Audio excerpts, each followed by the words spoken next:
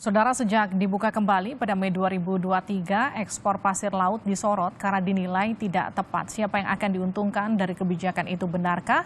Hanya karena persoalan mengatasi sedimentasi. Kita akan bahas bersama dengan Wahyu Muryadi, staf khusus bidang komunikasi dan kebijakan publik Kementerian Kelautan dan Perikanan, yang nanti akan bergabung bersama kita. Dan kini sudah bergabung Koordinator Nasional Jaringan Advokasi Tambang atau Jatam, Melki Nahar. Pak Melki, selamat malam. Selamat malam. Kita masih menunggu Pak Wahyu Muryadi untuk bergabung bersama kita, tapi saya ke Pak Melki lebih dulu ya Pak.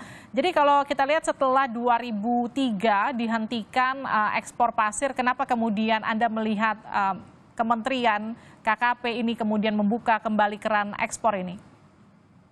Ya, kalau kita flashback ke belakang begitu ya, terutama ketika pemerintah Indonesia sempat menghentikan ekspor pasir laut dulu dengan surat keputusan Kementerian Perindustrian dan Perdagangan waktu itu tahun 2003. Salah satu alasan pelarangan ekspor itu kan itu jelas tertuang dalam SK yang dikeluarkan oleh Kementerian Perindustrian dan Perdagangan. Salah satunya itu adalah terkait dengan mencegah kerusakan lingkungan yang lebih luas. Nah, kerusakan lingkungan yang mereka maksudkan saat itu adalah terkait dengan tenggelamnya pulau-pulau kecil begitu ya, akibat pasirnya dikeruk dan diekspor begitu. Dan ini terutama terjadi di wilayah Riau dan sekitarnya begitu. Jadi ada fenomena kemudian pulau-pulau kecil ini tenggelam. Lalu kemudian tiba-tiba setelah 20 tahun pelarangan ekspor ini, Jokowi begitu kemudian mengeluarkan PP 26 lalu kemudian membuka kembali ekspor ini.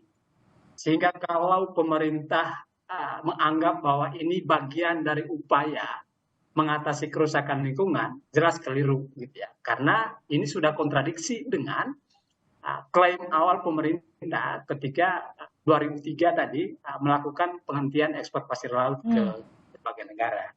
Sehingga dugaannya kemudian adalah ini kecenderungannya memang hanya untuk memenuhi kebutuhan pasar begitu ya, terutama berbagai macam proyek di Indonesia, entah itu terkait dengan infrastruktur, entah itu terkait dengan properti, ataupun bahkan di ekspor keluar gitu ya. Dalam hal ini saya kira salah satu yang sangat berkepentingan adalah Singapura, tetangga kita.